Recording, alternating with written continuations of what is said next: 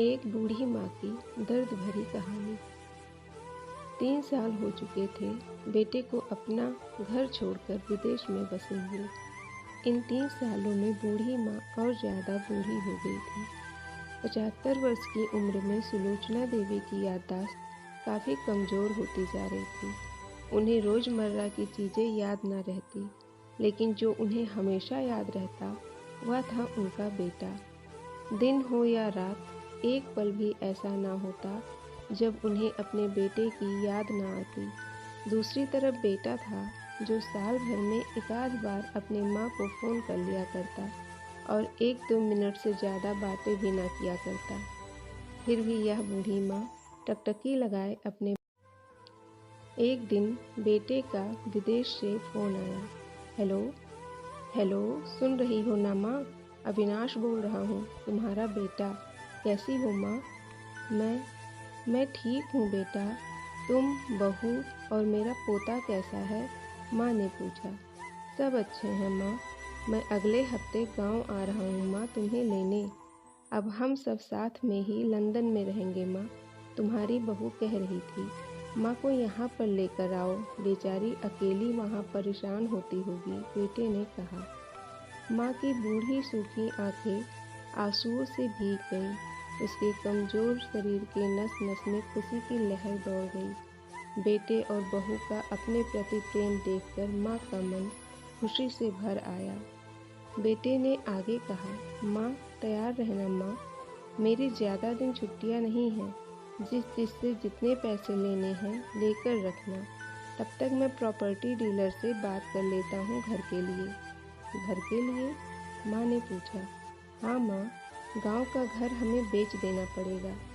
अब हम साथ में ही रहने वाले हैं, तो वहाँ पर घर रखने का कोई मतलब नहीं है माँ, बेटे ने कहा। बुढ़ापे की वजह से ठीक से चलने में असक्षम माँ ने पूरे मोहल्ले में घूम घूम कर अपनी इस खुशखबरी को सबको सुनाया।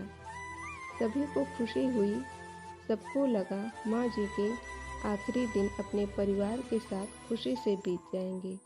घर वापस आकर माँ ने अपने घर के कोने कोने को ऐसे देखा जैसे वह अपने दूसरे बेटे को देख रही हो। देखे भी क्यों ना, उस घर को अपने बेटे से कम थोड़ी समझा था। अपने पति के साथ 40 साल यहीं तो बिताए थे, लेकिन अब मजबूर थी। बुढ़ापे के आखिरी साल बेटे और बहू के साथ बिताना चाहती थी। दिल पर पत्थर रखकर घर बेचने के लिए माँ तैयार हो गई। आनन फानन में बेटे ने घर को आधे दामों पर बेच दिया।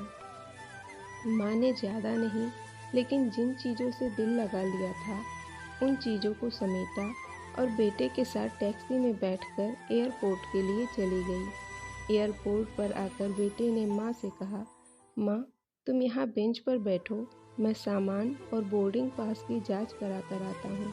वहाँ वक्त लगता है और खड़ा रहना पड़ता है, तुम्हें तकलीफ़ होगी। तुम यहीं आराम करो। मैं यूँ गया और यूँ आया। माँ बेंच पर बैठ गई और बेटा अंदर चला गया। काफ़ी समय हो गया बेटा वापस नहीं लौटा। माँ सोचने लगी, ज़्यादा भीड़ होगी इसलिए देर लग रही होगी। अंधेरा होने को आया। अब तो लोगों की चहलकदमी भी कम होने लगी। माँ को अब चिंता होने लगी। एक कर्मचारी ने आकर पूछा, किससे मिलना है माँ जी आपको?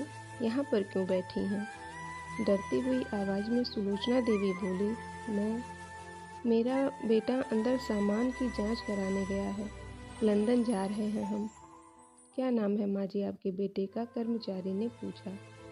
अविनाश नाम है मेरे बेटे का, सुलोचना देवी ने बताया। कर्मचारी अंदर गया और थोड़ी देर बाद बाहर लौटा। उसने सुलोचना देवी से कहा, माँ जी, लंदन जाने वाली फ़्लाइट तो दोपहर में ही जा चुकी है और आपका बेटा भी उस फ्लाइट में बैठकर लंदन जा चुका है। अब आपके यहाँ बैठने का कोई मतलब नहीं है। आप भी अपने घर चली जाइए। क्या? जा चुका है? और मैं घर जाऊँ? घर? माँ की आंखों से आंसुओं के सैलाब उठने लगे। जैसे तैसे माँ घर पहुँची, जो अब उसका था ही नहीं, बीत चुका था। वो वहीं बरामदे में तुलसी के पास सो गई। घर के नए मालिक को उस पर दया आई तो एक कमरा किराए से उसको दे दिया। पेंशन के पैसों से खाना और किराए का बंदोबस्त हो जाता था। दिन बीतने लगे। कुछ दिनों बाद घर के नए मालिक ने सुलोचना देवी से कहा, माँ जी, आप अपने रिश्तेदारों के यहाँ पर जाकर क्यों नहीं रहती हैं? इस उम्र में आपके लिए वही अच्छा होगा। अच्छा तो होगा, लेकिन अगर मेरा बेटा वापस आया तो उसका ख्याल कौन रखेगा? मेरा बेटा बहुत भोला है, उसे अपना ख्याल रखना बिल्कुल नहीं आता। मैं कहीं नहीं जाऊंगी, क्या पता कब उसे मेरी ज़रूरत पड़ जाए, माँ ने कहा। दोस्तों, सच बता रही हूँ, उस बूढ़ी माँ की ऐसी बातें सुनकर मेरी आंखों में आंसू आ गए। किसी ने सच ही कहा है, पूत कपूत हो सकता है, लेकिन माता कभी कुमाता नहीं होती।